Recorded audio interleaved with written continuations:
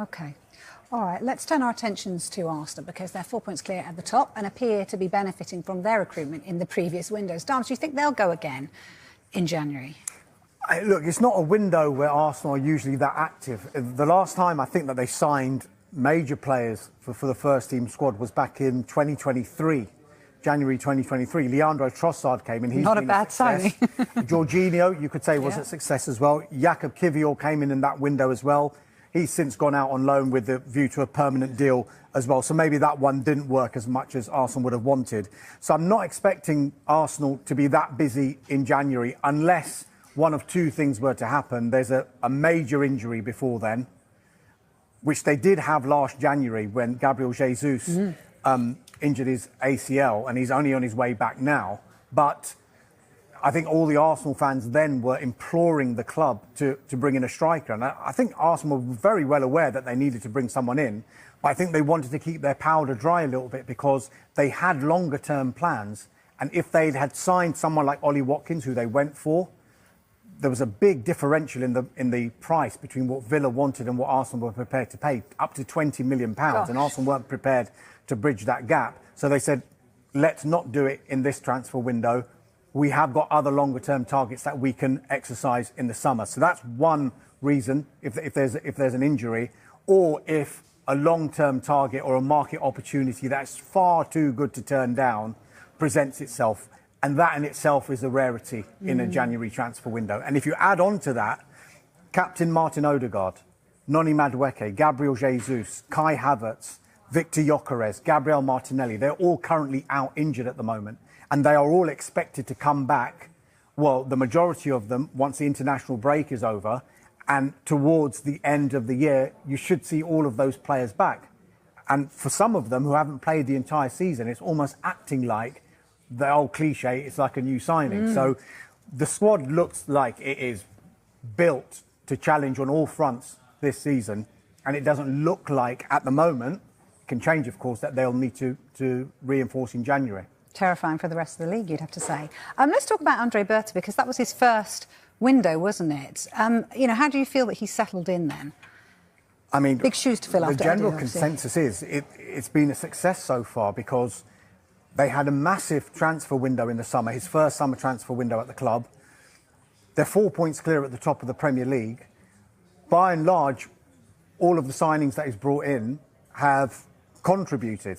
Now, he is the driving force behind the recruitment at the club, but it should also be said that back in 2020, Arsenal changed Mikel Arteta's title. And it's quite significant, actually, because he turned from a head coach to a manager. Now, Alan probably better throw a bit more light on that and the differences that entails. But for Arteta to become a manager, he has a say in all the transfer activity. I'm not saying a head coach doesn't, but that subtle change in the title would imply that he would have a voice, and quite a big voice, when it comes to recruitment. Now, he's spoken publicly, has Mikel Arteta, about how the board, Andre Berta and himself, have worked in unity together, especially in this last transfer window, because there was quite a lot of upheaval earlier on in the year when Edu left the club, and it came as a surprise to everyone at the football club. But then they managed to recruit someone like Andre Berta, who's got a huge standing in European football, and it looks like everyone's working together in a way that Arsenal always wanted it to work. And the proof is where they are in the league and the signings that they've made. I just wanted to ask Alan, actually, on that point about manager and head coach, but also you've managed for so long that you've been in the era where there hasn't been sporting directors to an era where there have been sporting directors. You've even been a sporting director yourself. What were the differences before and after for you? Well, of course, one of the problems you had when you're managing in the Premier League, and the bigger the league got, the more pressure there was on you in terms of performances. The squads were getting bigger, the finance was getting bigger, it was getting more and more difficult to keep your eye focused on transfers. And I think it was a natural progression that we were going to get a technical director, a transfer team, analysts that were going to go through all the videos and go through all the data. So now it's like a whole team of people that are in charge of transfers. But of course, whether you're head coach or manager, you still got a massive influence in that room. So when it comes to the transfer, ultimately Arteta will be saying yes. So has he got the ultimates then? So, or is it who's in charge? Well, in that if bit? Arteta said no, right, for example, they would have a major problem, and they know that. Okay. They don't want to lose the manager. The manager's in a good mode. What you got to remember about the ownership of a football club, you've got to have unison with the manager.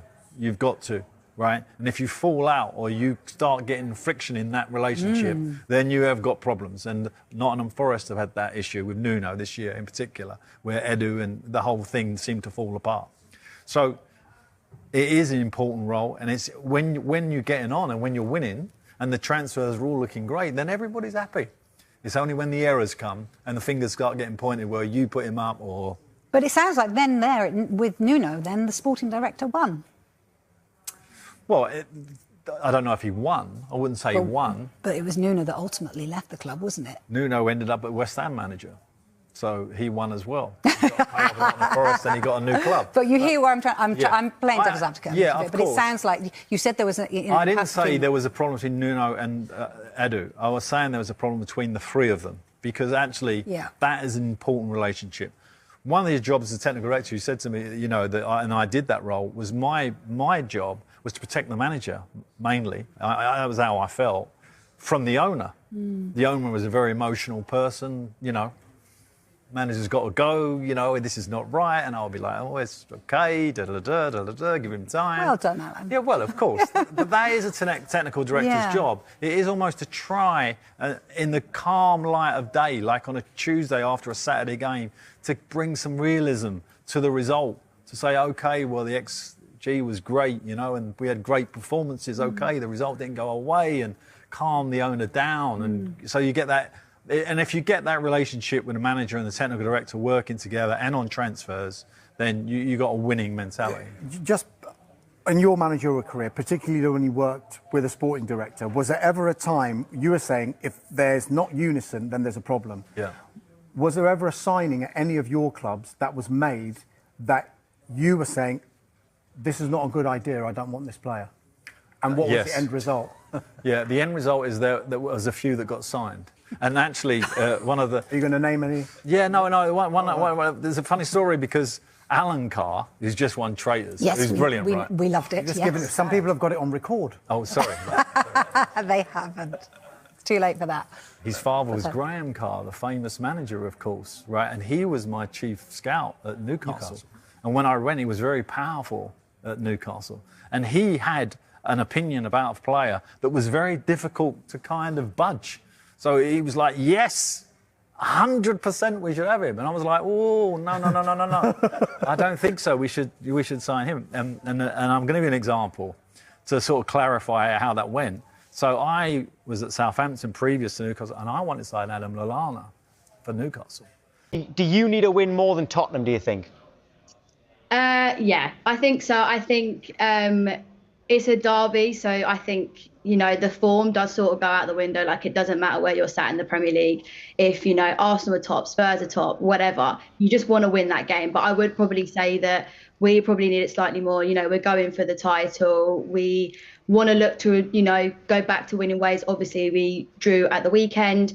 So we want to get back to winning ways. And like, as David mentioned earlier, like, that could spur us on to go win the title. It's a big game at home. And I'm actually looking forward to it. Like, I think coming back off Sunderland, I'm annoyed I've got to wait a bit for this game because I'm really looking forward to it, and hopefully we've got some players back too. Alfie, do you agree that there's more pressure on Arsenal than you?